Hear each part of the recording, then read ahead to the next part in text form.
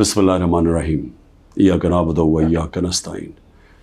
मेरे पाकिस्तानियों, जब मैं क्रिकेट खेलता था तो क्रिकेट की दुनिया के अंदर अपने अपने अंपायर होते थे, जो हर मुल्क अपने अंपायर खड़े करता था।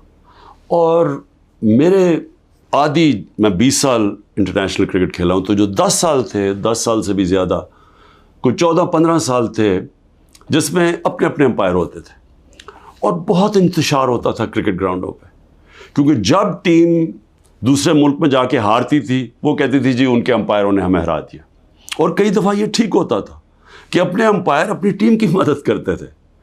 तो मुझे फ़ख्र है कि मैं वो कप्तान था जिसने क्रिकेट की दुनिया में न्यूट्रल अंपायर लेके आया, कि अंपायर एक तीसरे मुल्क के होने चाहिए जो न्यूट्रल हों, ताकि जो जीते और हारे वो हार मान जाए, ये ना कहे कि जी दूसरों के अंपायरों ने मुझे हरा दिया।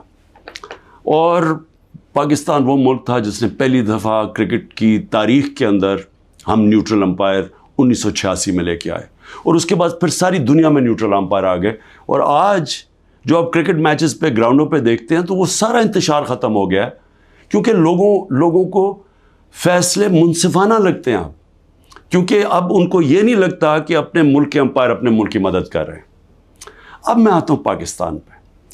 देखिए, मैंने जब तहरीक इंसाफ शुरू की थी 27 साल पहले, उसकी वजह ये थी कि मैं ये आपको बार बार बता चुका हूँ, मैं फिर आपको बताना चाहता हूँ, जो सारी दुनिया में मैं फिरा और क्रिकेट की वजह से सारी दुनिया मैंने देखी, और ख़ास तौर पे बरतानिया का निज़ाम, क्योंकि मैं वहाँ प्रोफेशनल क्रिकेट खेलता था, आधा साल उधर आधा साल इधर, और यूनिवर्सिटी भी उधर गया था। वो मैं जब जितना मैं निज़ाम समझता गया, मैं इस नतीजे पे आ गया कि जो हज़रत अली का एक रज़ी अल्लाह ताला का कौल था कि कुफ्र का निज़ाम चल जाएगा लेकिन जुल्म और नाइंसाफ़ी का निज़ाम नहीं चल सकता, मैं इस नतीजे पे आ गया कि हमारा निज़ाम में जब तक इंसाफ नहीं होगा, हम एक वो जो कायद आज़म का और इल्लामा इकबाल की ख्वाब थी कि एक अजीम मिसाली इस्लामी रियासत बनानी थी हमने, फलाई रियासत, और वो जिसकी बुनियाद नबी सल्लल्लाहु अलैहि वसल्लम ने इंसाफ पे रखी थी, अदल और इंसाफ पे, हम वो बन ही नहीं सकते जब तक हम इंसाफ ना लेके आए मुल्क। और ये जद्दोजहद रही है 27 साल से, 3.5 साल गवर्नमेंट में भी बैठ के पूरी कोशिश की कि ताकतवर को कानून के नीचे लेके आऊँ, लेकिन एक आर्मी चीफ के पास वीटो पावर थी, उसने नहीं माना, उसने नहीं किया, क्योंकि वो करप्शन को यानी नाइंसाफ़ी को बुरा नहीं समझता था। अब देखें, अभी जो हालात हैं मैं कौम के सामने रखना चाहता हूँ। पहले तो मैं अपना केस रखना चाहता हूँ। अब ये हो क्या रहा है, 12 मई से हम ये जो जज दिलावर है इसके ख़िलाफ़ हमने कहा हुआ है कि हमें इसे इंसाफ नहीं मिलेगा। जिस तरह इसने फ़र्द जुर्म मेरे पे लगा दिया, मेरे सुने बग़ैर, और वो भी आके जब मुझे गैर कानूनी तौर पे पकड़ा हुआ था इन्होंने जेल में, तो उसने वहाँ आके अदालत लगा दी, ना मेरे वकील को पता ना मुझे पता, और वहाँ आके फ़र्द जुर्म लगा दिया। तो हमें तब से पता चल गया कि यहाँ इंसाफ नहीं हमें मिलेगा। हमने एप्लीकेशन फ़ाइल की इस्लामाबाद हाई कोर्ट में कि हमारा ट्रांसफ़र किया जाए, हम किसी और जज के सामने केस लगाया जाए, ये हमारा हक़ है। लेकिन बदकिस्मती से इस्लामाबाद हाई कोर्ट में जो चीफ जस्टिस बैठे हुए हैं, उन्होंने भी सबसे ज़्यादा, जब 9 मई को मुझे जिस तरह घसीट के लेके गए और सुप्रीम कोर्ट ने कहा कि गैर आइनी और गैर कानूनी था जो मुझे अगवा किया, उसने high court chief justice Islamabad के होते हुए उन्होंने उसको जायज़ करार दे दिया। तो हमें तो वहाँ भी बड़े गिले शिकवे आ रहे थे। उससे पहले तहरीक इंसाफ के हमारे जो इलेक्शन कमीशन के केसेस लगे हुए थे, हमारे जो वकील अनवर मंसूर, वो बार बार कहते थे कि यहाँ में इंसाफ ही नहीं मिल रहा। जो फॉरेन फंडिंग का केस था, हम सुप्रीम कोर्ट ने कहा हुआ है कि सबके इकट्ठे सुने जाएं, सारे जो बाकी जमातें हैं, पीपल्स पार्टी, नून लीग, पीटीआई, इकट्ठे सुने जाएं कि फंडिंग किधर से आती है, उनके केस सुने ना जाएं। ये आमिर फारूक के पास लगे हुए थे, हमें बड़ा एतराज़ था। फिर आज़म स्वाति, उन्होंने तो बाकायदा लेटर देखा कि मुझे यहाँ इंसाफ नहीं मिलेगा। और फिर जब वो हुआ, फिर उससे पहले टेरियन केस, جو 3 ممبر بینچ نے, جب 2 ممبرز نے کہہ دیا کہ وہ کیس مینٹینیبل نہیں ہے, جسٹس صاحب نے وہ کیس لے کے بیٹھ گئے. تو ہم نے پھر دونوں کی طرف, ہم نے دونوں ججز کا کہا کہ یہ ہمیں ان امپائرز پہ اعتماد نہیں ہے, یہ ہمارا رائٹ ہے. ہم نے ریکوزل کا کہا. اب آج کیا ہوتا ہے, آج جو سپریم کورٹ میں ہم پہلے جب یہاں سے نہیں انصاف ملا, پھر ہم اسلام آباد ہائی کورٹ گئے, وہاں انصاف نہیں ملنا تھا, ہم سپریم کورٹ چلے گئے. سپریم کورٹ نے کہا کہ جو ہماری پٹیشنز لگی ہوئی ہیں ہائی کورٹ میں وہ سب اکٹھی سنی جائیں. اب آج اکٹھی سنی نہیں گئی پٹیشنز. جو ہماری پٹیشن تھی ٹرانسفر کی, ہماری ریکوزل کی, ہم نے کہا کہ جسٹس عامر کو ہماری نہیں سننی چاہیے ہماری پٹیشنز, وہ بھی ڈسمس ہو گئی, وہ اگنور ہو گئی. جو ہم نے گواہ کا کہا ہوا تھا کہ ہمیں گواہ کا تو موقع دیں کہ ہم فیئر ٹرائل, اور اب تو میں خیر وکیل ہی بن گیا ہوں کہ آرٹیکل کا آئین کا 10A کہتا ہے فیئر ٹرائل کے اندر ہمیں موقع ملنا چاہیے کہ ہم اپنے گواہ پیش کریں. اور وہ گواہ ڈال دیے آگے, اور کل انہوں نے کہہ دیا کہ ہمایوں دلاور ہماری فائنل آرگیومنٹ سن سکے. اب ہماری فائنل آرگیومنٹ وکیل کیسے کرے جب ہمارے گواہی نہیں پیش ہوا ہے؟ یہ فیئر ٹرائل کیسے ہوتا ہے؟ آج انہوں نے یہ فیصلہ کر دیا. تو نہ وہ ٹرانسفر کیا ہمایوں, نہ اس کا سنا ہمایوں کا دلاور کا کہ ہمیں ٹرانسفر چاہیے وہاں سے, نہ انہوں نے سپریم کورٹ جس نے کہا کہ سب اکٹھی پٹیشن سنی جائے, نہ انہوں نے وہ سنا. 7 پٹیشنز تھیں, ان میں سے انہوں نے صرف جو باقی آگے کر دی یا ڈسمس کر دی, اور جو اصل ہم ٹرانسفر چاہتے تھے وہ کی نہیں. اور یہ بھی نہیں اسے باؤنڈ کیا کل دلاور کو, کہ جج دلاور کو, کہ وہ تب تک فیصلہ نہیں کر سکتے, آرگیومنٹس پوری نہیں سن سکتے جب تک ہمارے گواہ پیش نہ ہوں. اب وہ کل کے اوپر پھر ڈال دیے. اب میں صرف یہ کہنا چاہتا ہوں کہ دیکھیں, فیصلہ جو بھی آ جائے گا ڈسکوالیفائی کر دیں گے. کیا میں مطمئن ہوں گا؟ کیا یہ قوم مان جائے گی اس فیصلے کو؟ سب کو پتہ ہے کہ یہ 200 تقریباً کیسز ہیں. مقصد صرف ایک ہے, کسی طرح عمران خان کو راستے سے ہٹایا جائے, کسی طرح تحریک انصاف کو ختم کیا جائے. یہ سب کو پتہ ہے یہ کیا ہو رہا ہے. 9 مئی جب بھی انشاءاللہ کسی دن اس ملک میں آزادانہ تحقیقات ہوں گی, 9 مئی پہ چیزیں سامنے آ جائیں گی. اور یہ کبھی بھی نہیں ہوا کہ ایک سائڈ فیصلہ کر لیتی ہے, گورنمنٹ کا فیصلہ کہ جی تحریک انصاف اس کے اندر گلٹی ہے, ہم قصوروار ہیں, اور ہمارا موقف ہی نہیں سامنے رکھا جا رہا. ہمیشہ جج دونوں سائڈز سن کے فیصلہ کرتا ہے.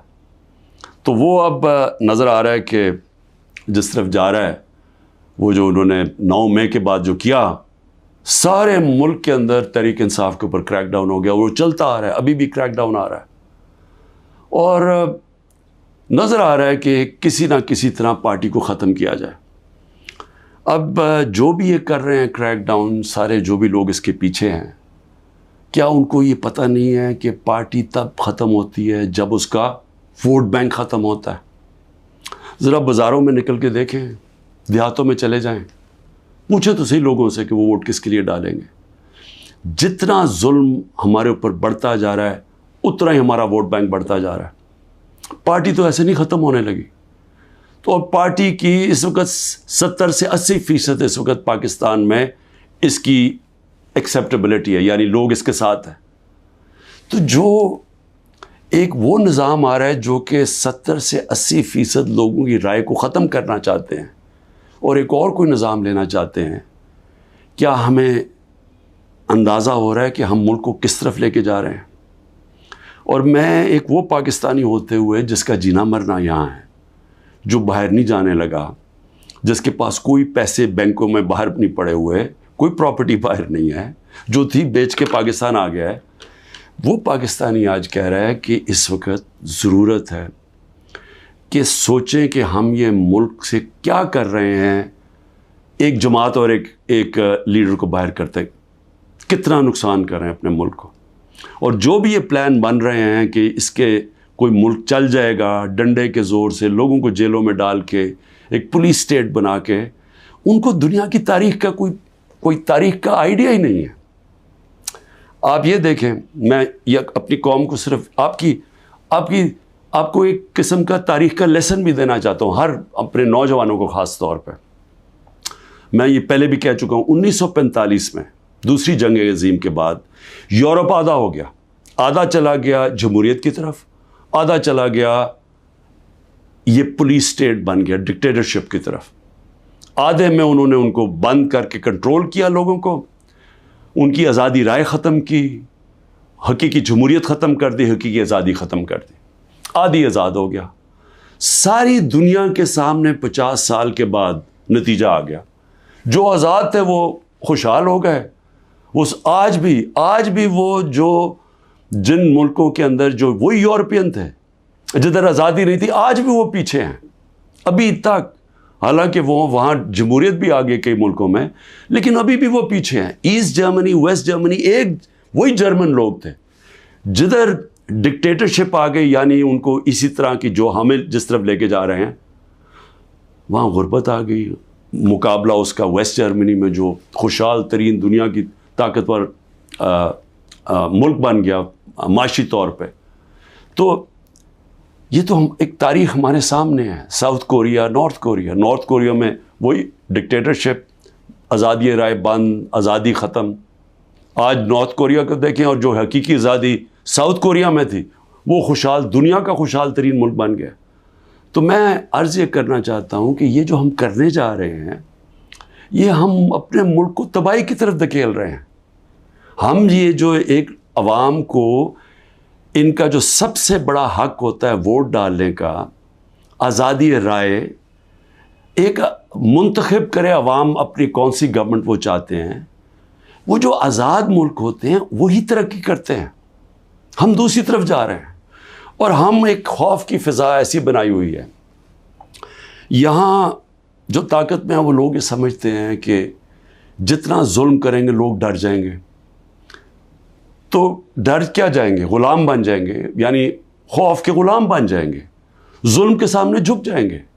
جو میں بار بار مثال دیتا ہوں، جو یزید نے کیا کوفہ کے لوگوں سے، اپنا گورنر بٹھایا، اس نے ان کو ظلم کر کے ان کو سیم کے وہ لوگ بنا دیے جو جانوروں کے اوپر یعنی جانوروں کے لیول پہ پہنچ گئے. تو آج ہم وہی کر رہے ہیں پاکستان سے. مجھے آج ابھی میں وکیلوں سے مل رہا تھا، انہوں نے مجھے خبر دی کہ جو ہمارے سینئر لوگ جیلوں میں، ایک تو وہ ہیں جو کہ ہمارے کارکن جیلوں میں ہیں، برے حالات میں ہیں، لیکن وہ جوان ہیں، تکڑے ہیں. لیکن جو سینئر لوگ ہیں، انہوں نے مجھے رپورٹ دی. ڈاکٹر یاسمین کتنی دفعہ بیمار ہوئی ہیں، تقریباً 75 سال کی ہیں. محمود رشید وہ 70 سال سے اوپر ہے، ان کو ہارٹ پرابلم ہے، وہ کس مشکل سے گزر رہے ہیں، بیمار ہوئے کتنی دفعہ. اعجاز چودھری تقریباً 10 kg اپنا وزن لوز کر بیٹھے، ڈائبیٹک ہیں.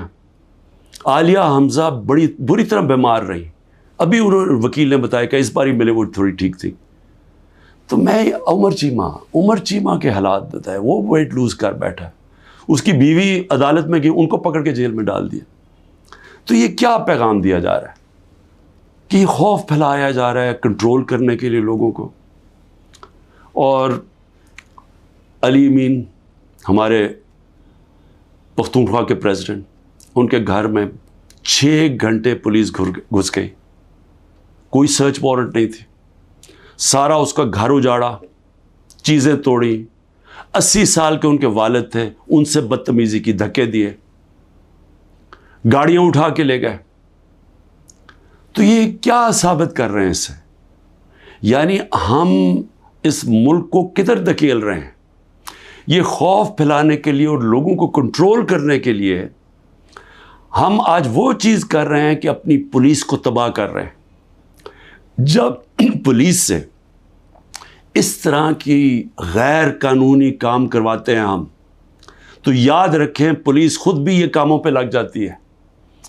آپ جب پولیس کو آرڈر دیتے ہیں کہ یہ جا کے کسی گھروں میں گھسو، گھر برباد کرو، خوف پھیلانے کے لیے، تو ہم پولیس فورس کو تباہ کر رہے ہیں. آگے ہماری پولیس کے حالات اچھے نہیں ہیں.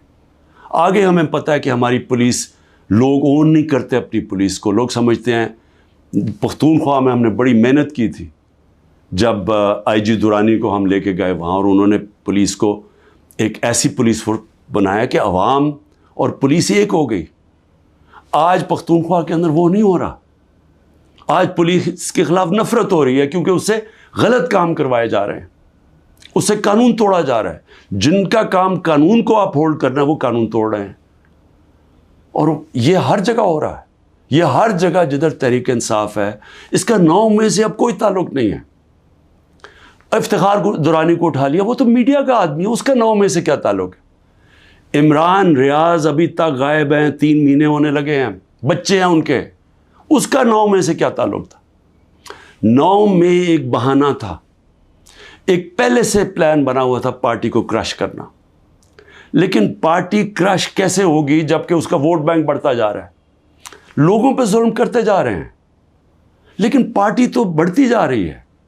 تو کیا یا تو الیکشن کبھی نہیں کروانا، لیکن جب بھی الیکشن ہوگا، یہ میری آج آپ پیشن گوئی سن لیں، جیسا جو جتنی مرضی آپ کوشش کر لیں، جب الیکشن ہوگا اور جو پبلک اس ملک کی نکلے گی، آپ جو مرضی کر لیں، تحریک انصاف کو جیتنے سے نہیں روک سکتے انشاءاللہ۔ اس لیے میں آج بھی اپنے ان لوگوں کو جو اقتدار میں بیٹھے ہوئے ہیں، میں تو پی ڈی ایم کے لوگوں کو، سب کو، جو ہماری اسٹیبلشمنٹ ہے، سب کو کہنا چاہتا ہوں کہ دیکھیں ٹائم آ گیا ملک کا سوچنے کا۔ اپنی سوچ ذات بیچ میں سے نکال دیں۔